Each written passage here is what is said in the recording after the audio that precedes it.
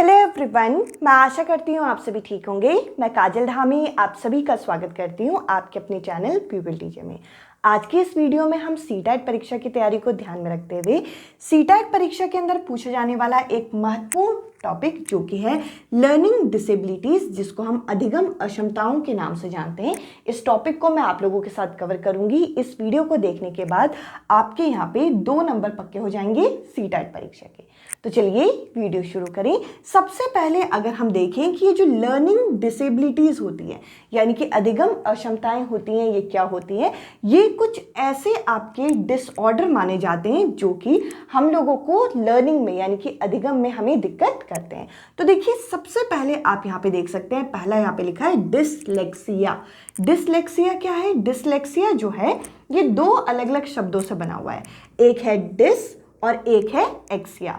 तो देखिए यहाँ पे अगर हम इस शब्दों को विभाजन करें तो डिस का मतलब होता है डिफिकल्ट, यानी कि अगर आपको किसी चीज में डिफिकल्टी हो, अगर आपको किसी चीज को यहाँ पे इस्तेमाल करने में अगर हमें दिक्कत आए। और एक्सिया जो है यानी कि डिसलेक्सिया ये जो बना हुआ है, इसमें ये जो आगे का विभाजन है ये हमारे पठन से संबंधित है, यानी कि किससे संबंधित है? रीडिंग से। तो देखिए यहाँ पे अगर हम इन दोनों शब्दों को जोड़ें तो यहाँ पे बनता है ये पढ़ने से संबंधित कठिनाइयाँ, यानी कि डिसलेक्सिया क्या है? रीडिंग डिसऑर्डर को बोलते हैं। अगर किसी भी बच्चे को किसी भी चीज को पढ़ने में दिक्कत आती है तो उस बच्चे को क्या होता है? वहां पे डिसलेक्सिया होता है। अब चलिए आगे बढ़ते हैं। अब हम समझेंगे यहाँ पे डिसग्राफिया के बारे में। तो देखिए डिसग्राफिया जो है ये भी हमारे 2 शब्दों का मिश्रण है, डिस और ग्राफिया। डिस का मतलब होता है, जैसे कि अभी मैंने बताया, जिस भी शब्दों के आगे DYS लगा हो ये हमें डिफिकल्टी यानी कि प्रॉब्लम ये बताता है कि हम लोगों को किसी चीज से प्रॉब्लम है। अब वो चीज क्या है? देखिए आगे यहाँ पे बता रखा है ग्राफिया। ग्राफिया होता है हमारा लेखन से संबंधित यानी कि राइटिंग से संबंधित। अगर किसी बच्चे की राइटिंग ऐसी है, देखिए वो पढ़ भी रहा है, वो समझ भी रहा है, पर वो लिख ऐसा रहा है कि हम लोगों को उसका लेखन जो है, जो लिखावट है वो समझ में नहीं आ रही, तो उसके पेपर में वहां पे अंक कट जाएंगे। तो देखिए यहाँ पे क्या होता है, डिसग्राफिया में क्या होता है? लिखने से संबंधित ये कठिनाइयां होती है, यानी कि बच्चे को जो ट्रबल होता है, बच्चे को जो कठिनाइयां होती है वो किसमें होती है? राइटिंग में होती है, यानी कि लेखन में होती है। आई होप आप लोगों को डिसलेक्सिया और डिसग्राफिया समझ में आ गया होगा। अब चलिए आगे बढ़ते हैं। अब हम समझेंगे यहाँ पे डिसकैलकुलिया के बारे में। तो देखिए यहाँ पे आप देख सकते हैं ये भी हमारे 2 शब्दों से बना हुआ है, डिस और कैलकुलिया। देखिए इसको अगर हम समझ जाएं तो इससे हम ये टॉपिक आसानी से समझ पाएंगे। डिस का मतलब है किसी चीज में आपको दिक्कत होना, डिफिकल्टी होना। और ये जो कैलकुलिया शब्द है, कैलकुलिया शब्द हम किसके लिए प्रयोग करते हैं? ये कैलकुलेशन यानी कि गणना के लिए प्रयोग किया जाता है। और गणना का प्रयोग हम कहाँ करते हैं? कैलकुलेशन का प्रयोग हम कहाँ करते हैं? ये हम गणितज्ञ जो समस्या होती है उसमें जो गणना होती है यानी कि कैलकुलेशन होती है, अगर हमें वहां पर दिक्कत आए कैलकुलेशन में, जैसे कि बच्चे को एडिशन में, सब्सट्रैक्शन में अगर दिक्कत आती है, कैलकुलेशन में दिक्कत आती है, तो वहां पर उस बच्चे को क्या है? उस बच्चे को यहाँ पे डिसकैलकुलिया है। आई होप ये डिसकैलकुलिया आप लोगों को क्लियर हुआ होगा। अब चलिए आगे बढ़ते हैं। अब हम समझेंगे यहाँ पे डिसमॉर्फिया के बारे में। तो देखिए डिसमॉर्फिया एक स्पेशल काइंड ऑफ डिसेबिलिटी होती है जिसके अंदर हम लोगों को जो भ्रम है, भ्रम की स्थिति यहाँ पे बनी होती है, यानी कि बच्चा बहुत ज़्यादा कंफ्यूजन में होता है, बच्चा यहाँ पे भ्रम की स्थिति में जी रहा होता है। इसके अलावा यहाँ पे बच्चे को इल्यूजन यानी कि जो चीज़ें एक्चुअल में है भी नहीं वो चीज़ें भी बच्चे को यहाँ पे प्रतीत होती है, यानी कि बच्चा यहाँ पे बहुत ज़्यादा इमेजिनेशन करता है। तो यहाँ पे बच्चा भ्रम में रहता है, बच्चा यहाँ पे इल्यूजन यानी कि कंफ्यूजन में रहता है। अब चलिए आगे बढ़ते हैं।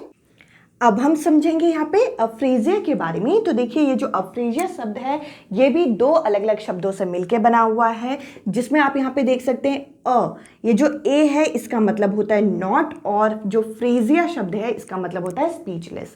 तो देखिए यहाँ पे होता क्या है कि ऐसे बच्चे जिनको अफ्रेजिया होता है उनको भाषा संबंधित कठिनाइयाँ होती है, यानी कि स्पीच को प्रोड्यूस नहीं कर पाते और साथ ही साथ स्पीच को यहाँ पे आइडेंटिफाई करने में, समझने में इन्हें परेशानी होती है। तो देखिए आप अगर इन शब्दों को इस तरीके से तोड़ के यहाँ पे समझेंगे तो आपको ये अच्छे तरीके से समझ में आएंगे। ए का मतलब भी यहाँ पे नॉट होता है और अफ्रेजिया मतलब स्पीचलेस। यहाँ पे स्पीच जो है ये हमारी किसी भी भाषा संबंधित कठिनाइयों को बताता है। अब चलिए आगे बढ़ते हैं। अब हम यहाँ पे एलेक्सिया और अफ्रेक्सिया के बारे में यहाँ पे समझेंगे। तो देखिए इन दोनों नामों में आपको कंफ्यूज नहीं होना, मैंने आपको डिसलेक्सिया कराया था। तो देखिए एक्सिया ये जो वर्ड है, एलेक्सिया जो वर्ड है ये यहाँ पे डिसलेक्सिया में भी आता है। तो वो भी क्या था, वो भी रीडिंग डिसऑर्डर था, ये भी पठन संबंधित कठिनाइयाँ होंगी। और आपको जो क्वेश्चन मिलेंगे उसमें ये जो एलेक्सिया है और डिसलेक्सिया, इन दोनों में से एक ही ऑप्शन मिलेगा, आप इस चीज़ के लिए निश्चित रहें।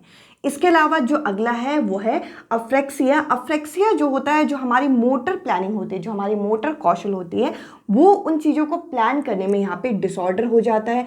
इनमें हमें कठिनाइयाँ देखने को मिलती हैं, यानी कि हम अपने जो कौशल होते हैं, जो अपने मोटर प्लानिंग होते हैं, वो बढ़िया तरीके से नहीं कर पाते। तब यहाँ पे क्या होता है, तब यहाँ पे अफ्रेक्सिया देखा जाता है। अब चलिए जरा इन टॉपिक से संबंधित जो हमारे पेपर में प्रश्न पूछे गए हैं वो मैं आपके साथ डिस्कस करती हूँ, ताकि ये टॉपिक आप लोगों का अच्छे तरीके से कवर हो सके। मैं आप लोगों के सामने लर्निंग डिसेबिलिटीज यानी कि अधिगम अक्षमताओं के 3 मैं प्रश्न लेके आई हूँ, और तीनों जो प्रश्न हैं वो आपके अलग अलग भाषा में यहाँ पे पूछे गए हैं। तो देखिए अलग अलग लैंग्वेजेस में हमें मदद करते हैं। तो देखिए पहला जो क्वेश्चन है हमारे सामने, ये हिंदी लैंग्वेज का लिया गया है। दूसरा जो क्वेश्चन आप देखेंगे वो संस्कृत का, और तीसरा जो क्वेश्चन आप देखेंगे वो इंग्लिश लैंग्वेज में पूछा गया है। तो देखिए ये जो लर्निंग डिसेबिलिटीज़ है, आपको ये एक विषय में नहीं, एक से ज़्यादा विषय में आपको मदद कर सकती है। तो देखिए पहला ये जो प्रश्न है जो कि हमें हिंदी में पूछा गया है, वहाँ पे आप लोगों को ये पूछा गया है कि डिसग्राफिया जो है, डायरेक्ट यहाँ पे पूछा जाता है कि डिसग्राफिया या फिर डिसलेक्सिया, डिसमॉर्फिया, इस तरीके से सीधा सीधा नाम दे देते हैं। डिसग्राफिया जो है, जो कि बच्चों को प्रभावित करता है, बच्चों की किस तरीके से बच्चों में कठिनाइयाँ लेके आता है। तो देखिए डिसग्राफिया जो है, इसमें ग्राफिया शब्द छुपा हुआ है, और ग्राफिया शब्द मैंने कहा था, ये शब्द जो होता है राइटिंग यानी कि लेखन से संबंधित होता है। इस क्वेश्चन का डी जो ऑप्शन है ये करेक्ट आंसर है। आई होप ये क्वेश्चन आप लोगों को क्लियर हुआ होगा। तो देखिए डायरेक्ट आपको इसका रिलेशन ये पता होना चाहिए। इसके अलावा जो अगला प्रश्न मैं लेके आई हूँ आप लोगों के लिए, ये संस्कृत भाषा का है, पर है सेम क्वेश्चन। तो देखिए यहाँ पे पूछ रखा है कि जो बच्चों में कठिनाइयाँ होती है, जो कठिनाइयाँ होती है वो भी किससे संबंधित, लेखन। तो देखिए आपको संस्कृत लैंग्वेज अगर आपने ली है तो आपको ये बेसिक चीज़ें आती भी होंगी। लेखन से संबंधित जो है ये किस तरीके की कठिनाइयाँ होती है, ये होती है डिसग्राफिया, जो कि यहाँ पे इंग्लिश और हिंदी यानी कि दोनों भाषा में यहाँ पे लिखा हुआ है। इस क्वेश्चन का भी करेक्ट आंसर डी ऑप्शन ही है। तो देखिए ये क्वेश्चन जो मैं ले रही हूँ ये सीटेट की परीक्षा में पहले भी पूछे गए हैं, तो आप लोगों को इसी तरीके से टॉपिक को तैयार करना है। इसके अलावा जो अगला क्वेश्चन अब मैं आपके साथ डिस्कस करूंगी, ये क्वेश्चन हमारा इंग्लिश लैंग्वेज में पूछा गया है। तो देखिए एक ही क्वेश्चन को यहाँ पे कितनी बारी पूछा गया है और अलग अलग भाषा में पूछा गया है। यहाँ पे बोल रखा है कि एक स्टूडेंट है क्लास 4th का, जिसको कुछ प्रॉब्लम है, वो भी किसमें, राइटिंग में, यानी कि लेखन में कुछ यहाँ पे डिफिकल्टी है। तो ये बताना है कि उसको यहाँ पे क्या होगा। तो अभी मैंने आपको बताया राइटिंग में जो डिफिकल्टी होती है, यहाँ पे प्रॉब्लम होती है, इसे हम डिसग्राफिया के नाम से जानते हैं।